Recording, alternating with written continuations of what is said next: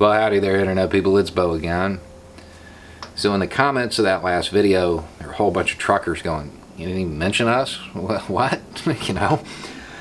It's because y'all are getting your own video. I wanted to wait until certain messaging went out because I'm going to describe what happens if y'all take 2 weeks off. If y'all go on a 2-week vacation. And y'all know what that means. Y'all are fully aware of everything I'm about to say. You know how important you are to the functioning of this country. But I'm not sure that most Americans are. And with everything going on, I wanted to make sure everybody was aware that there is no supply issue. There's plenty of supplies. What we're seeing right now is due to a spike in demand. We have increased demand.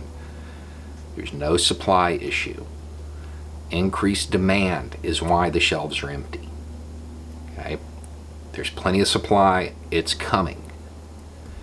I wanted to make sure that that was well known before I describe this. The other thing I want to point out is that this is not going to happen. In the current mess that we're in, this is not a realistic scenario. Everything I'm about to say, you can find more in depth. I'm just going to hit the highlights.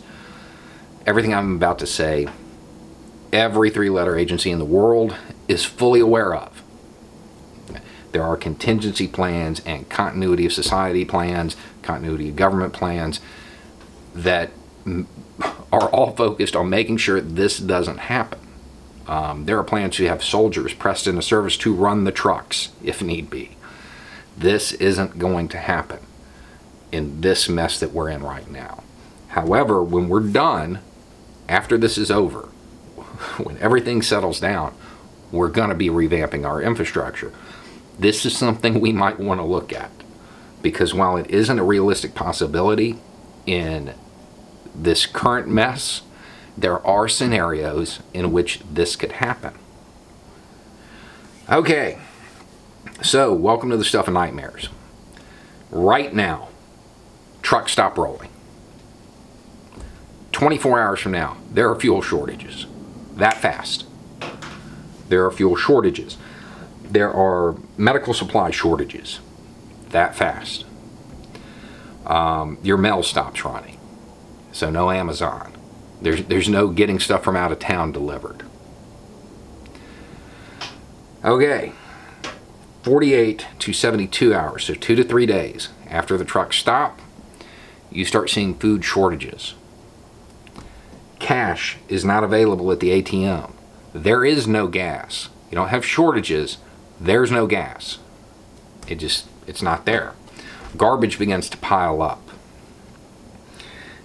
And this is where we start to see the breakdown of the supply chain. So, yeah, we have railroads and shipping and all of this stuff. It all requires trucks to get it from the rail yard or wherever to its final destination. At this point, ports grind to a halt, rail yards grind to a halt. It all starts within 3 days. Without trucks, everything stops.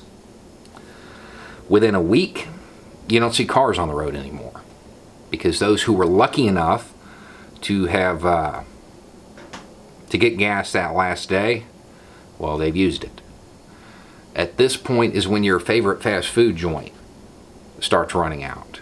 They last a little longer because most have walk-in freezers. Your big box stores and your grocery stores, most operate on just-in-time delivery or zero inventory, whatever the buzzword is that they're using right now. What that means is the truck shows up and it goes out on the floor for you to buy. They don't have a back room like they used to. This is to reduce overhead. However, you see the issue with it.